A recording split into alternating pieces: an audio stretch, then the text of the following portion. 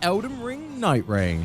Now, if there's two things I love most in this world, it's From Software games and roguelikes. So combining these two will be like having two of your hot roommates ask your cringe British ass to join them with the fun. This is going to be great. Well, it kinda is and kinda isn't. Let me explain. In case you didn't know, Elden Ring Nightreign is a spin-off title condensing down that game's systems and experiences that tend to take about 40 to 50 hours into 45-minute bite-sized adventures with friends and a whole lot of RNG. Something that when it was officially announced, I thought this was going to be a terrible idea. You must become one of the Nightfarers, fighting through the endless night. What the fuck? They made Elden Ring Fortnite. They made Elden Ring a Fortnite. Look how they massacred my boy.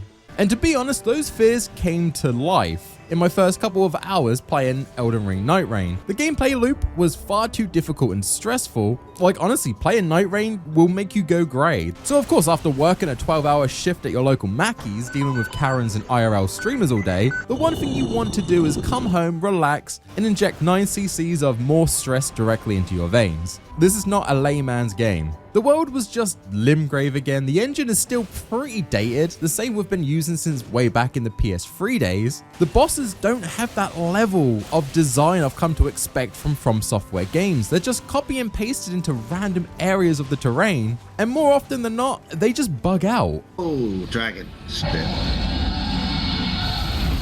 Alright, I'm coming.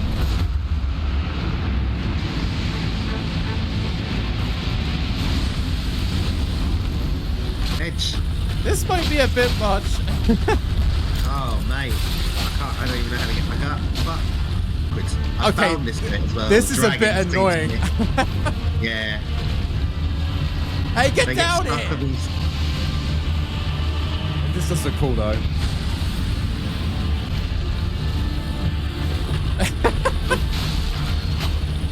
This is the video game. I don't really know what's going on here. I'm just...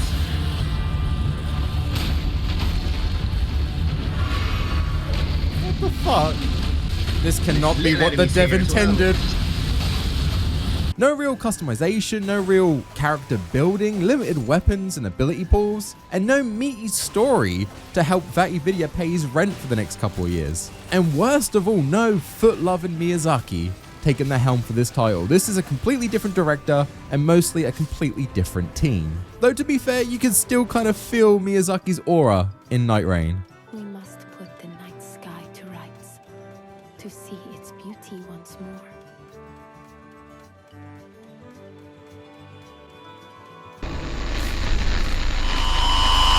Also guys, if you like the channel and want to subscribe for more dumpster fire trash content, remember to hit the button and give a like. It really does help me out. I also did videos on Elden Ring and Shadow of the Erdtree back when they were relevant, I guess. So you can go check those out if you want as well. Anyway, back to Nightreign. So why, with all of that, all of those negatives, why can't I stop playing Elden Ring Nightreign? Why is what is essentially an official pay-to-play mod actually so goddamn addictive?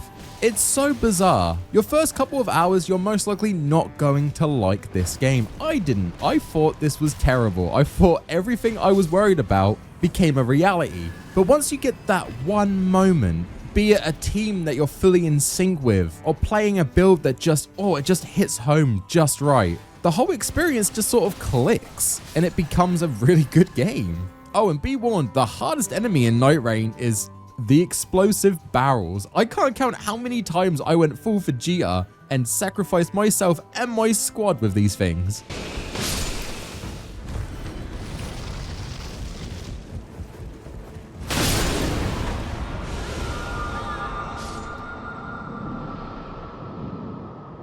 I hate to be that guy, but the real issue with Nightreign is a skill issue. And looking at reviews, it's going to hurt the game for sure. People are struggling and are not very happy with the title. It does kind of remind me when Shadow of the Erdtree dropped and people had a few things to say about that DLC when it first released. But if you commit and dedicate some time to learn the mechanics of Nightreign, or you log on with the boys in a full squad, man, the experience is so goddamn good. No.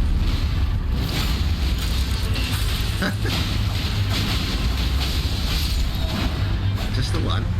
Yeah, there we go. Absolutely smashed. easiest game of my fucking life. And that's right, The Boys. This is a multiplayer From Software game, the equivalent of a unicorn. You can either play with 2 extra randoms, or you can invite friends to party up. I forget, it's the Nagakiba. Is that the Yuchi Katana? It's the, huge katana. So I don't want that. There's another one that's a mini katana that I need. Yeah, I always get them confused. Why are they not named in British? Short katana, Japanese sword, Japanese sword, British. Japanese sword, small, medium, large. Just be like small fucking sword. I understand what that is. And that's how the game was designed to be played. Now don't get it twisted, you can play offline and go on solo adventures, but they're not fun. Now I did this before the most recent update where honestly getting runes was near impossible, bosses were just insanely strong and getting gear was just rough. I wouldn't recommend it. Now it's a little bit easier. They've done some patches to make it more, I guess, fulfilling to play as a solo character, but I don't know, the game still feels wrong if you don't have a bunch of lads with you. I think the enemies do scale down when you're going for a solo adventure, but the placement still feels the same, so you're going to get overwhelmed a lot. Now apparently the original solo experience wasn't actually that bad, according to the director Ishisaki, who claims he was able to beat everything in Nightreign solo. Okay, either this guy is a Giga Chad or that shit is cap. Personally, I couldn't even make it to the first Night Lord while playing solo, but to be honest, that was probably 100% a skill diff. But if that's true, major props to the director. That's some insane aura. So you start off in the round table hold, you know, the thing from the other Elden Ring game, and you choose which Night Lord you want to try and cancel. To start with, you'll only be able to do the first one. This is technically like a tutorial run. The other 7 won't open up until you actually get your first dub. Once you have access to the others, you can search for whichever one you want. I don't think there's really a difficulty scaling here. It's not like they get harder as you go down the list. They're all kind of hard. But if you want faster search times, if you're playing with randoms, you can just toggle them all and search for the first one that's actually open. Then you just click to head out on your, oh no.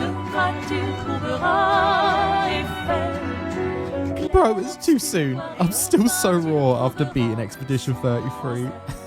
That's like true PTSD. You pick your character and that will lay the groundwork for the build you'll be, building in your first expedition. I'm quite impressed with just how different these characters play. You have the Raider, who's the heavy tank that focuses mainly on big weapons and can summon a motherfucking rock. You have Raider, the most balanced character, with a great sword and a grappling hook. Revenant for all those players that relied insanely heavily on the summon bell in Elden Ring. You also get an archer and a mage and a birdman. He flies. Though I don't understand why he's using the hawk to leave the round table hold. Bro is just lazy, I guess. And my personal favorite, the Duchess. I love you, girl. The Duchess is the first unlockable character, but it's real easy. You just have to do a couple of runs and you'll get a pocket watch. You don't even have to actually complete the run. Once acquired, you can hand this to the handmaiden that's been giving us all of our exposition so far, and I've had quite enough of all the ceremony.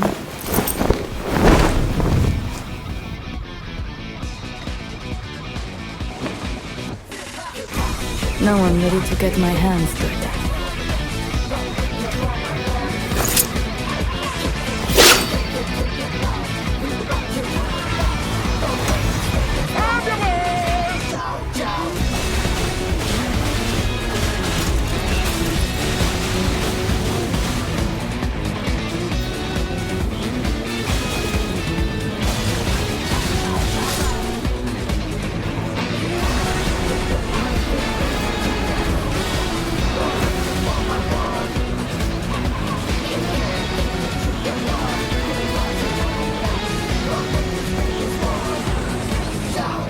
That's a lot of damage!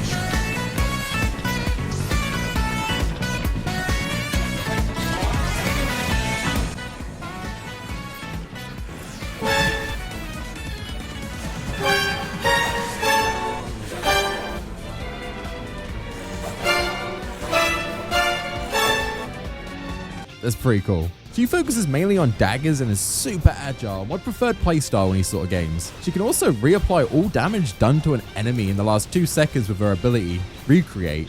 It usually adds on about 50% of the damage that was dealt, and her ult just makes her straight up invisible, perfect for rezzing and doing quick spell damage. Once you're out in the world, the game goes into full send mode. Before you even touch down, you need to be looking at the map and working out the best course to take, as you only have a few minutes until the ring pushes you into the first night boss. Key things to look out for will be the churches. They will give you upgrades to your flasks, mines that will upgrade weapons later on, and castles to invade. The goal here is just to kill everyone and get a few level ups.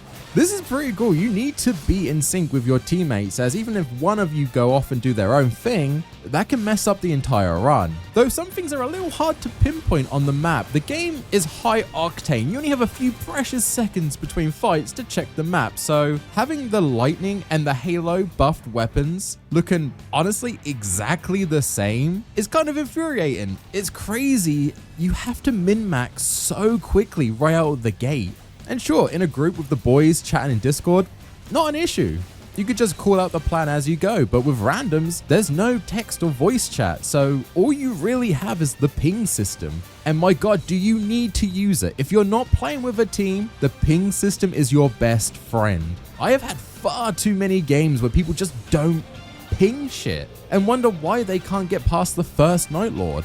It needs to be everything. You need to ping the next destination, when map bosses spawn to keep your team aware, when you pick up keys for jails.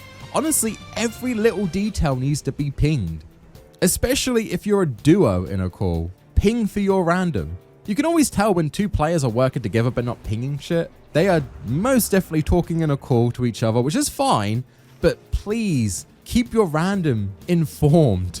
Players tend to forget that it's all about synergy, and you can't do that if one guy's in the dark.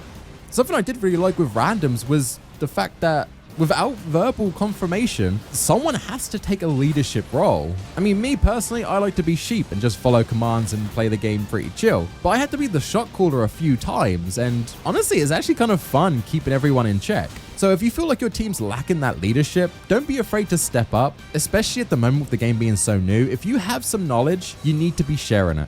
I'm in two minds. Voice chat, I feel like would help the game a lot, but also it kind of doesn't need it. The ping system does enough. And if we add in the voice chat, when people are trying to work out who's the leader, it's just going to get complicated, especially with all the racist seasoning sprinkled onto every outburst. I don't know. I'm 50-50 on it. Another aspect I see a lot of people miss, which makes the game near unplayable, is not picking up weapons. It seems like a no-brainer, but in Nightreign, every weapon has a passive buff, even if it's in your inventory. I'm just going to repeat that. Even if it's just in your inventory, it does not have to be in your hand. Just having this stuff in your inventory will give you this passive buff. So just because you're a mage doesn't mean you shouldn't pick up that two-handed great axe, as you will still benefit from its passive without ever using it. And these stack. So you're going apeshit, picking up everything that isn't nailed down, killing everything that even remotely has a pulse. And of course, try not to die so you don't get set back a level. Trust me, you don't want that. That hurts the run. If you do get defeated, you're not actually out for the count yet. You can be rezzed by teammates. It's a new feature for an Elden Ring title, and it's clunky. I'm not gonna lie. I get that the game already requires you to do basically the Konami code just to use an ability, so they couldn't really just assign a solo res button, but hitting a down player feels so off to me. Nothing says get up, brother, like having your teammate use their longsword to engrave their name inside your asshole. Just the pep talk I needed. It's especially bad with the clunky hit detection. Sometimes it looks like it's a guaranteed hit on the player that's downed, but nope, collision didn't count. And in rare cases, you could pull off the res just before the timer ends, and the game will just not count it and say the run is a defeat, even if the player is up and moving. What do you mean it's a defeat? The dude's up. What, is he a ghost or something? Dude, this is a scam. The ring will eventually push you to a boss fight for that night, and there's a few of these gonna be kind of random, and a lot of the time it is a classic Dark Souls boss, which I originally thought was just kind of lazy design, just copy and pasting bosses that were already made and in the vault. But I'm not gonna lie, the first time seeing the gaping dragon show up and its boss thing blaring as you try and take it out,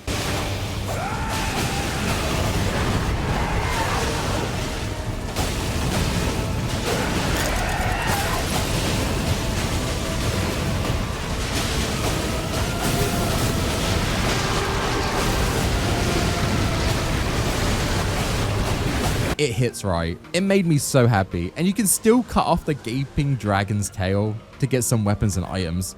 Mwah, love it. I had such a gleeful smile. I'm a nostalgia whore. I'm sorry. Some bosses not as great. The Nameless King for one is just clunky to play. In the original Dark Souls 3, it was a camera nightmare trying to fight that boss, and now we're in a smaller area and the terrain could be completely random just depending on where the ring ends. It just doesn't work. Besting the boss though will net you a bunch of runes and the opportunity for a buff or possibly a decent weapon. And this is like that for all the great enemies you can defeat in the overworld. This is where the RNG for the roguelike really comes into play, and I generally think it's genius. When it comes to Elden Ring, let's be honest, we all picked a style and then we basically stuck to that playstyle for the entire build and game. Which is odd because there are hundreds of weapons in Elden Ring, but most people only ever used a handful of them. In Nightreign, it's random what you pull, so sure, I would have loved a cool new dagger for my Duchess build, but this weapon scales pretty good, so I'll use that, and now I'm playing a completely different build and trying to amend my playstyle for this new weapon. It keeps things fresh to me, and I like it. Sure, it means sometimes you could just not get any good weapons, but I mean, that's how it goes with these sort of games. After night 1, the map will reset, the flames will go away again, and far more difficult bosses will drop into the world. This is so you're not fighting the low-level enemies and you can keep your snowball going for your team as you get stronger. This also means you have a second chance to grab stuff that you couldn't reach in the first day thanks to the ring, like the super helpful additional flasks from the churches. There's quite a few of these scattered around the world, so you're probably not going to hit them all in the first day, and I wouldn't recommend trying to hit them all in the first day. Sure, they're important, but you need to be getting runes to level up. That's probably more important than flasks. So you do the same thing, and then after night 2, you'll become one with the Jello and head up to the final fight against the Night Lord. Sometimes. I don't know if this is a bug or a world event or just RNG, I have no clue, but sometimes you will fight a boss at the end of the night and then it will just give you another boss to fight. Now sure, sometimes when you fight stuff, there will be 2 bosses pop in. Like when you fight a Crucible Knight, halfway through the fight, a random hippo spawns. That's standard. But we had a fight against a big fuck you dragon, which took so long, and is usually just kill that boss and then move on. But after beating it, we then had to deal with the Crucible Knight and the hippo. It was so weird and so exhausting before the actual final fight with the Night Lord. Oh wait, no, this wasn't. No, I'm thinking of the two-headed one, wasn't I? Yeah, I'm wrong. There's one in Elden Ring, like, after the Crumbling place. the weird dead troll man, Prince of Death or whatever. Like after you... Yeah, we got this. Ah. Nice. Whew.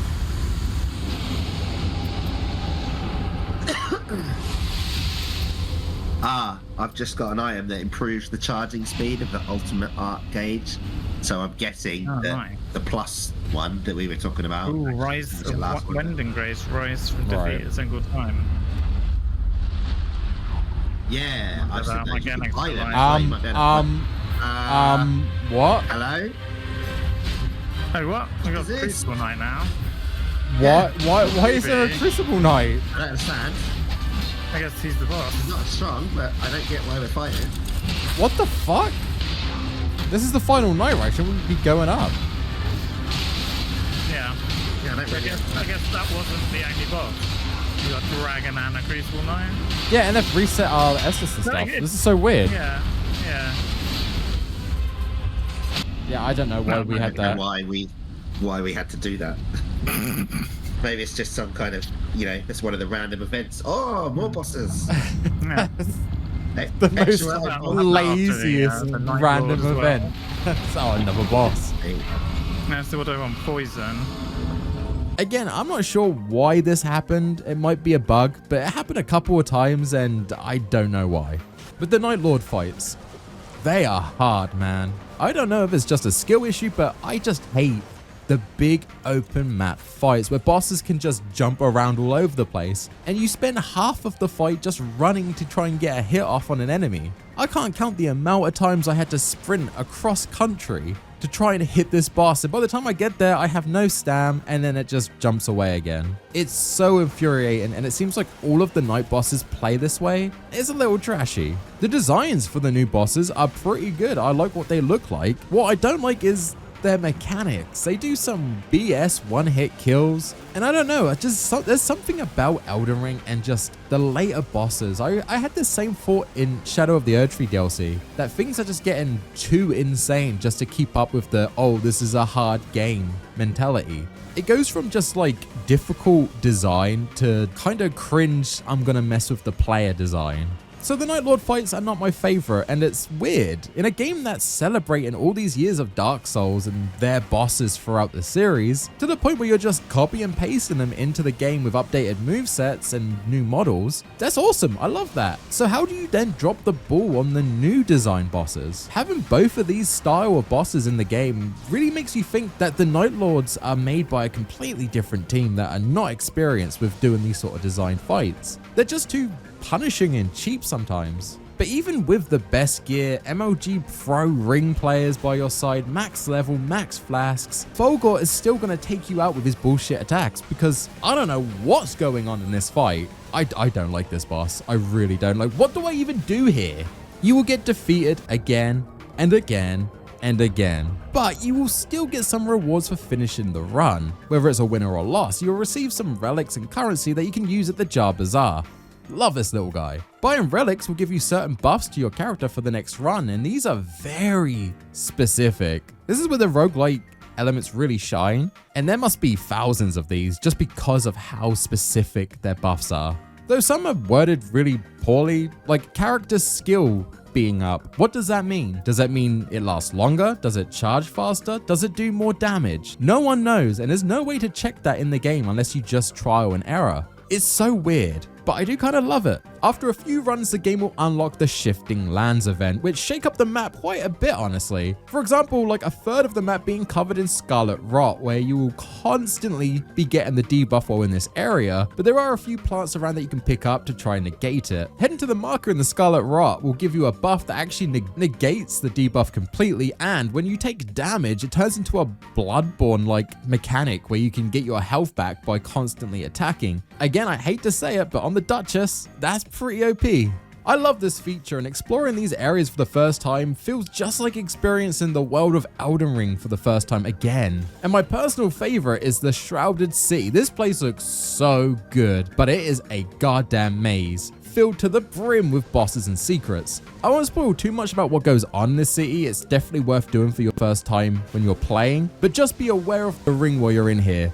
Getting out is a bit rough. There are other world events that can be triggered while you're playing a run, like the End of Days, where God just sends a bunch of locusts out.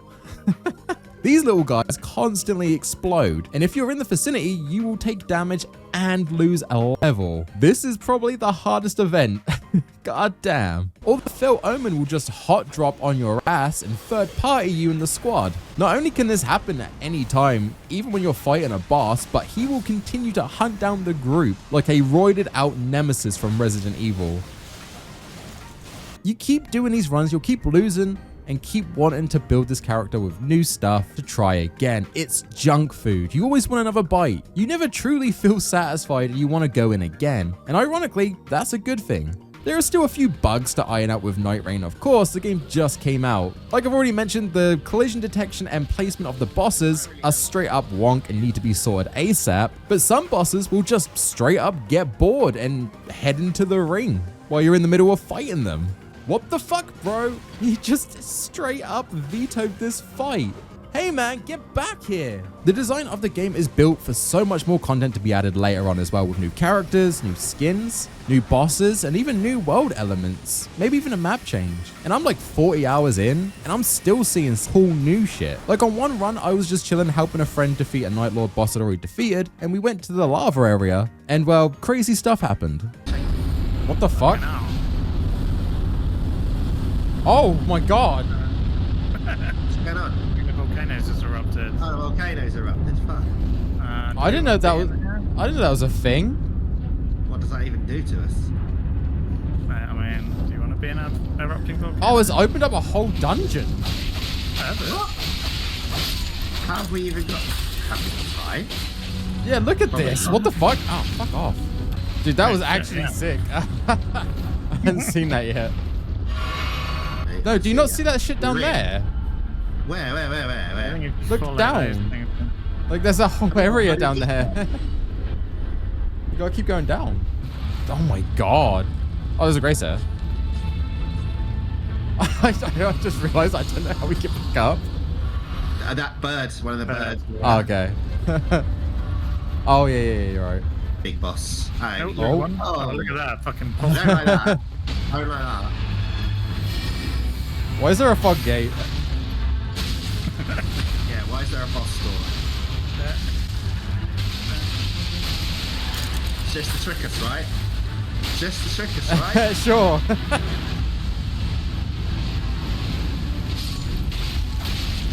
Now, 100% monetization will unfortunately come into this game later on. I will eat my own tie if there isn't a system that offers you to put in IRL cash to unlock stuff in the next 6 months. Chat, clip it, come back to me. It will happen. So I'm only about 3 Night Lords deep, defeated so far, and the game has been slowly drip feeding some character storylines with side missions through the remembrances. These are definitely worth doing. Always check the journal to see if you can do a remembrance. They offer some insane rewards, especially with relics for your chosen character that can basically make or break a build. And these actually do make the game feel less hollow.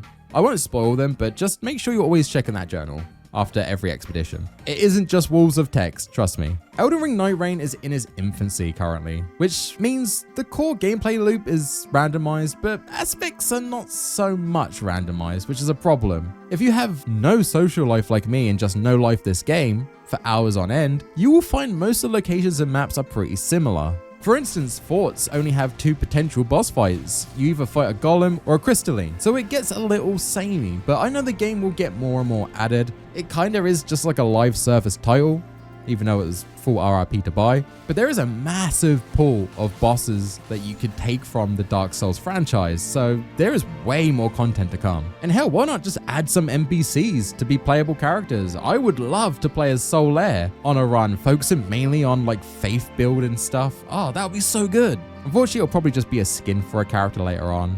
But the game could be insane. Imagine if you're doing a run and then suddenly Artorias pops in as like a raid boss. That would be so intense. So yeah, I recommend Nightreign wholeheartedly. It's a solid spin-off and a decent time sink, especially for fans of the series. For newcomers, it probably isn't going to hit home, as the ceiling for entry is very high, especially if you don't like playing online or with randoms. If you don't have a group of mates and don't want to go online, don't buy this game. Trust me, it's not worth it. It's a game and an idea I really like, but really didn't need that Elden Ring name. Sure, it's helped it shift copies. I think they sold 2 million on their first day, but it should have been its own From Software IP, but hey, it did what it needed to do. It got my money and my time, and I'm okay with it. So massive W to FromSoft, I guess. Like the shifting lands of Nightreign, the game will change more and more as time goes on, and hopefully get better and better. I'm actually excited to see where it goes. You know, at least until Miyazaki cooks his next game, of course. But until then, thank you so much for watching the video. If you've made it this far, let me know what you think of Nightreign. Who's your preferred character to play as? What kind of builds you do? Just anything. I have no life and I chill in the comment section quite a lot in the videos. And I would like to give a massive shout out to the guys who support me and go above and beyond on Patreon. You guys are the elders to this Guyinthetie's ring. Wait. Thank you Pitstab, Ellie Tato, Chris Spicer, Critical Quacker, and The Shane 209. Much love to you guys. To you viewer, I'll see you in the next one. Stay safe out there and stay fashionable, gents. Tie out. Peace.